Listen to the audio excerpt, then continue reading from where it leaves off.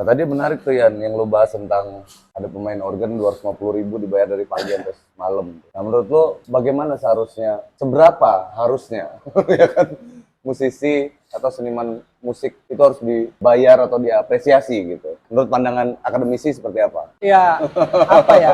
Kan ada Kalau case begitu tuh ya. ya, kalau kami di dunia akademis kan memang sudah terbiasa. Gue pikir bukan cuma di kampus ya, tapi di dunia kerja, terutama yang di struktur pemerintahan. Ya, Kita kan mengenal ada yang namanya sistem kredit point, ya, ya kan? Misalkan gua nih dosen, kalau pengen naik untuk jabatannya menjadi lektor atau guru besar, ya, kan ada sistem poin yang harus gua kumpulkan. ya harus Ada dikejar ya. jenjangnya kan Ya, gitu. Gua harus bikin artikel misalkan. ya, Artikel itu kan ada jenjangnya lagi nanti. ya. Artikel yang tingkatnya lokal, nasional sampai yang internasional. Nasional pun juga itu ada jenjangnya lagi nanti dibagi-bagi. Oh gitu. Iya, ada skala kalau sekarang tuh namanya Sinta 1, Sinta 2, Iya. Sinta 3. Makin tinggi Sintanya makin gede. Ya, Kalau jurnal internasional ada yang namanya indeksasi. Ada Web of Science, Thomson Reuters, ada indeks Copernicus, ada Scopus. Itu yang sekarang lagi banyak orang kampus kejar gitu kan.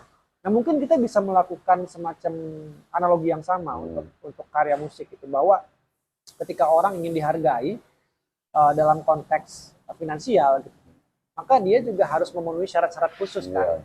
Misalkan kalau dulu sempat, kalau kita mundur ke belakang lagi musim-musimnya sertifikasi, ya kan, lumayan berjamur tuh, tapi kemudian mandek, ya kan, karena regulasinya belum kuat. Jadi percuma orang bikin lembaga sertifikasi, udah ada sertifikatnya mau diapain? cocok. Mau dijual juga nggak laku gitu kan? Ya buat pajangan juga, Iya, buat apa ya kan? sama seperti misalkan kalau di olahraga lu punya apa ya istilahnya ya, piala atau apa, medali, medali. prestis saat itu tingkat Asia gitu. Tapi ketika lu lagi butuh duit itu nggak bisa diuangin, ya percuma juga kan gitu. Atau butuh pekerjaan lah ya gitu kan, butuh pekerjaan tapi itu nggak ada gunanya sama sekali. Iya gitu. Nah artinya balik lagi di bagian itu kita juga harus berpikir bagaimana cara untuk menghargai itu juga harus dibikin sistemnya. Gitu loh. Misalkan contoh, ada seniman tadi, ada musisi dibayar 250.000. Oke, kita bisa bikin apa namanya? Anggaplah kita pemerintah yang berusaha untuk memberikan regulasi ya. Nah, supaya nanti para orang-orang yang menggunakan jasanya mereka ini, para pengusaha atau apapun itu menggunakan standar itu. Mungkin dalam bentuk perda lah gitu ya, sehingga semua menjadi wajib untuk mengikuti perda itu. Nah, singkat cerita di dalam perda itu pun juga harus diatur. Misalkan jenis musisi seperti apa yang dia layak dibayar 1 juta. Ya kan? Jangan-jangan kalau dia baru bisa main C mayor, G mayor, segala macam gitu ya. Yang nggak layak juga dibayar 1 juta, walaupun dia mainnya 2 hari 2 malam. Gitu. Iya. Ya kan? Benar. Artinya tetap harus ada prinsip keadilan lah di situ. Artinya bagaimana orang yang memang dia bekerja sesuai dengan kapasitasnya dia, ditambah lagi mungkin ada instrumen lain nanti, poin-poin lain, misalkan dilihat dari reputasi dia. Atau dilihat dari jam terbang dia, sudah berapa tahun dia berkecimpung di dunia itu kan gitu. Instrumennya kan bisa kita bikin, ya kan, sama seperti kita menilai angka kredit tadi di dalam dunia kerja dosen, guru kan juga ada sistem angka kredit kan gitu. Bisa kita bikin kan itu kan, sesuatu yang bisa kita simulasikan gitu. Nah kalau sudah ya sudah, nanti ketemu angkanya. Artinya ada orang-orang yang memang dia layak dibayar segitu, ya nanti bisa dibuat ininya sistem pengkreditannya. Itulah yang nanti akan dijadikan dasar pemerintah. Siapa yang harus membuat kajiannya ya? Kita ini yang ngerti.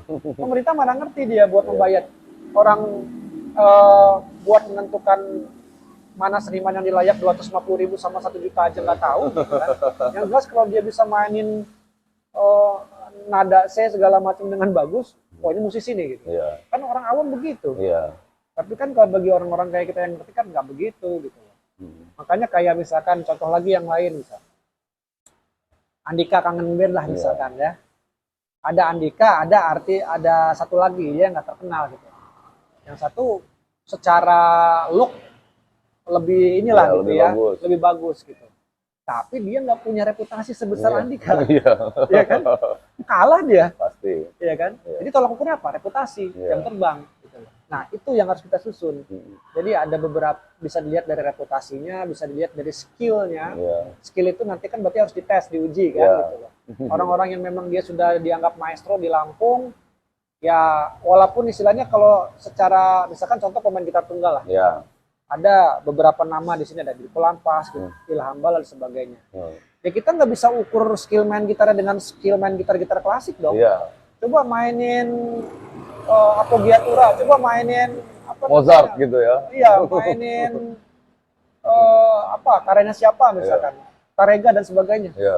Ya nggak bisa. Nggak bisa. Karena kamarnya beda. Iya. Yang dia sedang mainkan itu adalah musik lokal, musik tradisi. khas, iya, musik khas daerah Iya, Lampung musik gitu khas loh. daerah Lampung. Dengan ekspresinya dia. Iya. Nggak bisa diukur. Gua aja main musik gitar tunggal aja nggak bisa kok, Iya. dengan gayanya dia loh. Iya. Dia juga nggak bisa main musik gitar klasik seperti kita main. Iya. Jadi memang kamarnya juga beda. Betul. Nah, makanya ini harus diatur peraturannya dengan orang yang sama-sama paham gitu. Jadi bikin kajiannya, disusun kamar-kamarnya, sehingga orang itu memang betul-betul layak dinilai sesuai dengan domainnya sendiri. Iya. Kalau itu sudah benar, insya Allah semua akan berjalan dengan rapi lah gitu. Jadi orang yang memang layak untuk dihargai sekian pasti dapatnya sekian. Orang yang memang masih levelnya sekian pasti sekian. Gitu. Nah masalahnya ininya kan belum ada kajiannya. Jadi ya kita masih pakai hukum ini. Hukum rimba ya. Hukum pasar. Hukum pasar ya. Iya rata-rata gitu.